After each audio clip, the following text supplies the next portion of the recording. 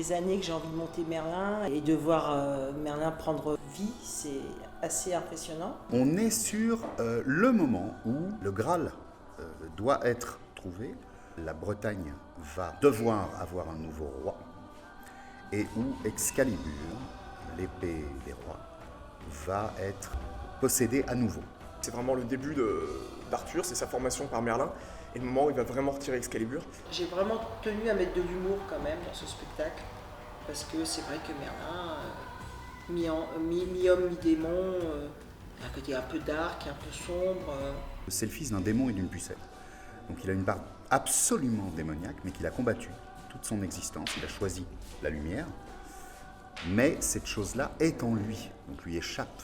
Ce rôle-là, c'est la quintessence du magicien, quand même. Historiquement, c'est un des premiers avatars du magicien qui est à la fois druide, qui est à la fois enchanteur, qui est à la fois plein de choses. Évidemment, je me suis abreuvé de l'Excalibur de John Borman, évidemment de Camelot. Je suis en train de relire aussi les contes du Graal de Chrétien de Troyes. Donc l'inspiration, elle est finalement pas tellement dans ces personnages-là, parce que ce sont des Arthur qui sont très posés, déjà très adultes. Donc je vais plutôt partir sur quelque chose de plus juvénile, mais ce sera un Arthur plus jeune et plus à la recherche de lui-même que véritablement le Arthur, roi de Bretagne. On manque souvent de rôles féminins dans les spectacles. On a toujours les mêmes types de rôles. Pour les femmes, c'est pas très, parfois pas très flatteur. Et j'ai toujours envie de faire une place importante aux femmes parce que je pense qu'elles comptent. Je m'appelle Mathilde, je vais interpréter Viviane, la Dame du Lac. Donc c'est un peu la figure magique, féerique du spectacle.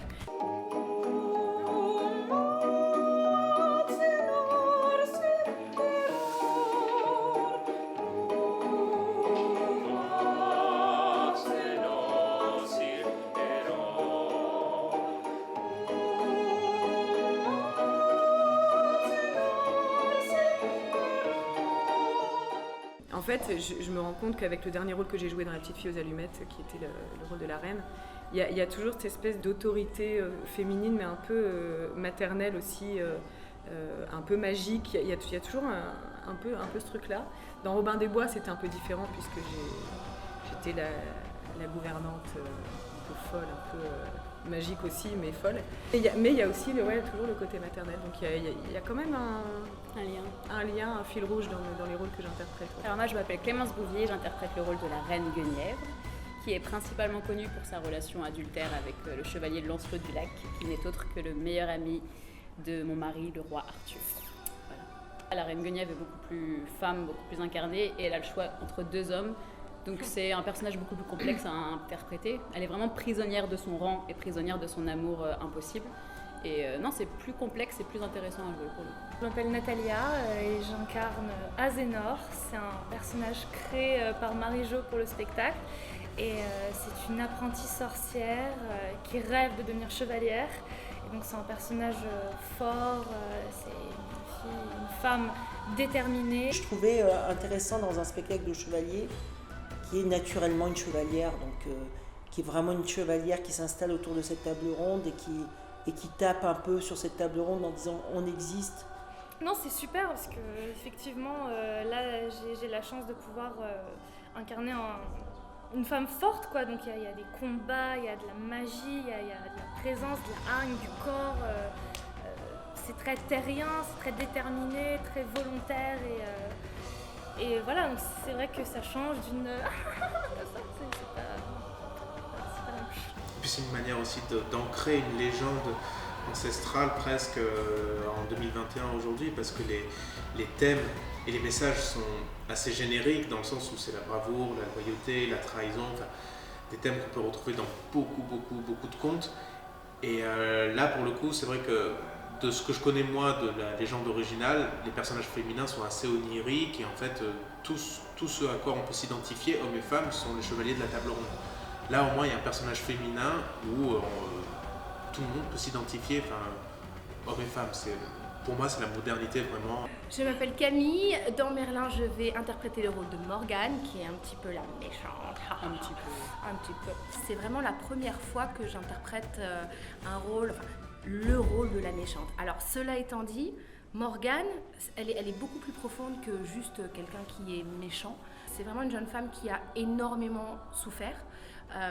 Les cartes n'ont pas été très bien tirées pour elle, on va dire. Et elle veut être gentille, elle veut appartenir, elle veut faire partie du groupe comme les autres. Mais c'est juste que d'autres personnes, et il va falloir venir voir le spectacle pour savoir pourquoi, malheureusement, des choses lui arrivent et des choses très compliquées, des peines d'amour, des peines de cœur qui vont faire que malheureusement elle va se tourner vers les forces du mal parce que c'est un peu la seule chose dans laquelle elle va vraiment se reconnaître. C'est pas toujours très très gai. J'ai quand même tenu à apporter de l'humour de par le chevalier de Honnay qui n'existe pas, donc, pareil dans la légende arthurienne. J'ai décidé de faire un chevalier un petit peu gauche, un petit peu drôle, qui va apporter pas mal de fantaisie. En fait, le personnage qui a été inventé par Marie-Jo était à la base son chat. Elle a inventé ce personnage qui aime la nourriture plus que manier l'épée. Ben voilà. Mais malgré tout, il est assez fort pour être chevalier de la table ronde. C'est pas mal.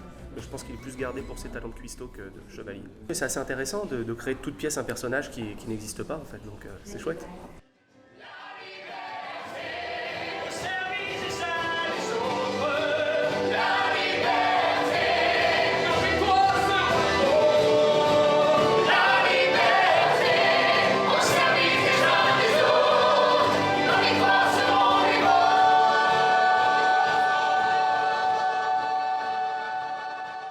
C'est un sacré challenge et moi que j'adore parce qu'en fait je trouve que dans la comédie musicale les tableaux dansés, chorégraphiques, c'est surtout pour faire avancer et continuer de faire avancer l'histoire. Donc le but c'est vraiment que le personnage, la chanson, ce qu'elle veut dire, on va continuer tout en musique et en mouvement, danser, à raconter cette histoire.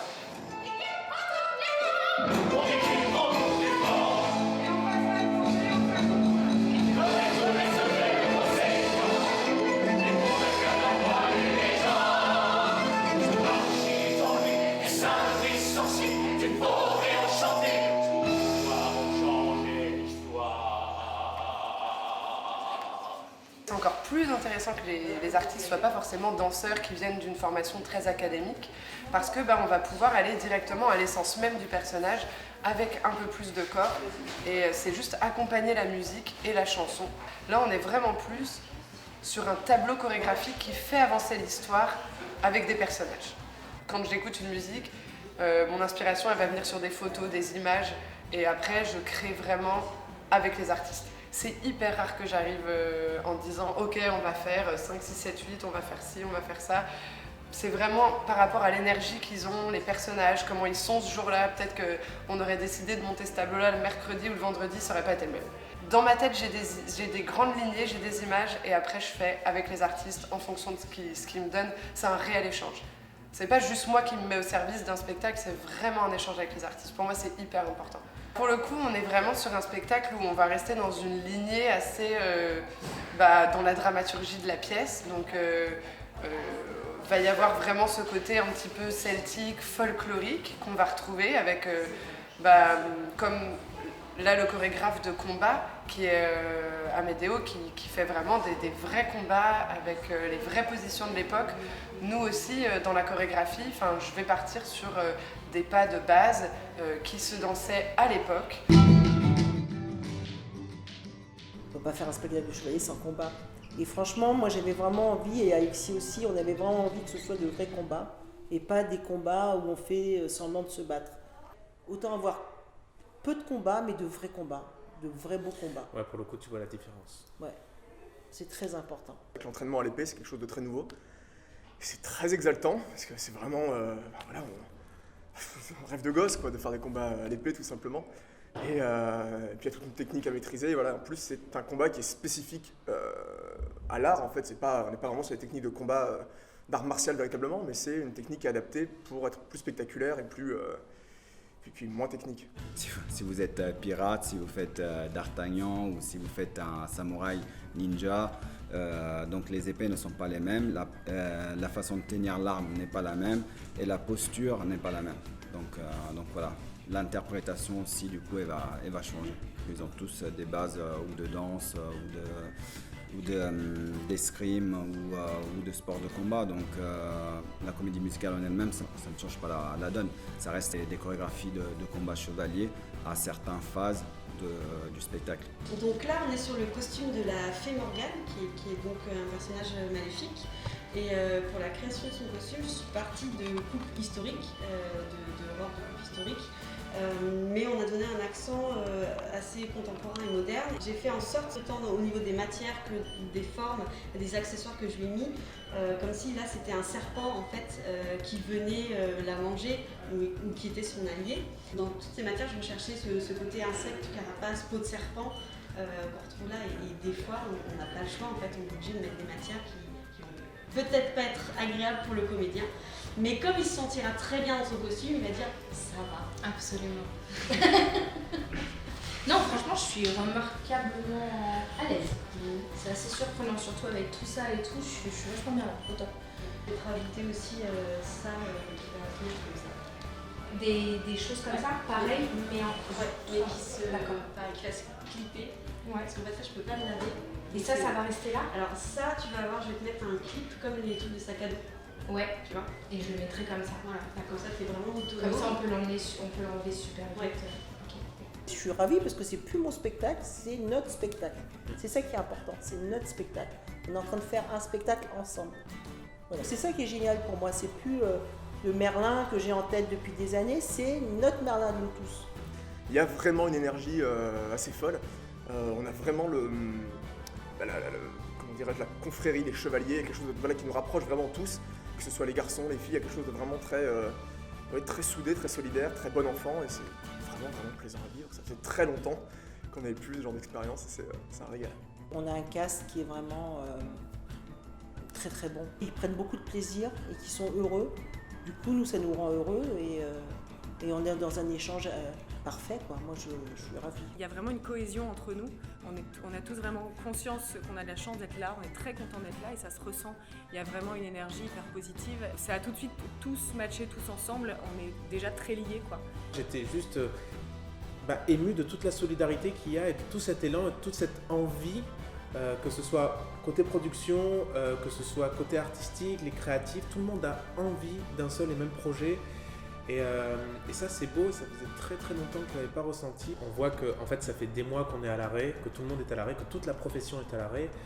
Et on voit que dès le premier jour de répète, dès la première lecture, les gens étaient rassurés de se dire « Ah ok d'accord, je retrouve quelque chose. » C'est possible. Ouais, c'est possible. C'est pas possible. mort en fait. C'est le côté c'est possible. Tout se met en place, comme si on allait jouer le 13. Puis si on ne joue pas le 13, de toute façon on va jouer. Je pense qu'aujourd'hui, c'est important de croire et d'y croire. Et de se dire que c'est possible. Parce qu'à un moment donné, ça va être possible. Oui, alors on nous prend pour des fous. Alors je remercie la prod parce que c'est vrai que c'est pas évident. Hein. Je pense qu'une prod, parce que nous les artistes, on est tous fous. Bon. Mais la prod, franchement, ils s'accrochent et ils y croient et ils ont raison, sincèrement, parce qu'à un moment donné, on va devoir jouer. Puis au-delà de maintenir une date précise, juste pour dire on a maintenu, pour moi, c'est plus profond que ça, c'est aussi faire vivre la culture, continuer de faire vivre les rêves, vivre une passion. Merlin est vraiment très symbolique, et encore plus en ce moment. On a tous envie d'aller, de trouver le Graal et d'extraire Excalibur du rocher. Et donc là, on se sent tous portés, on y va tous ensemble, vraiment. C'est vrai que tu as raison sur la symbolique, parce que finalement, tu as l'impression que le Graal, c'est juste la réouverture d'un théâtre. C'est juste ça. C'est ça. Chose qui nous paraissait il y a un an aujourd'hui, quelque chose de complètement acquis. Oui, d'acquis, ouais. Donc toute la symbolique, c'est qu'en fait, rien n'est acquis. On sait très bien ce qui se passe autour de nous. On sait très bien qu'on dépend de décisions. Quand les théâtres vont s'ouvrir, on sera prêt.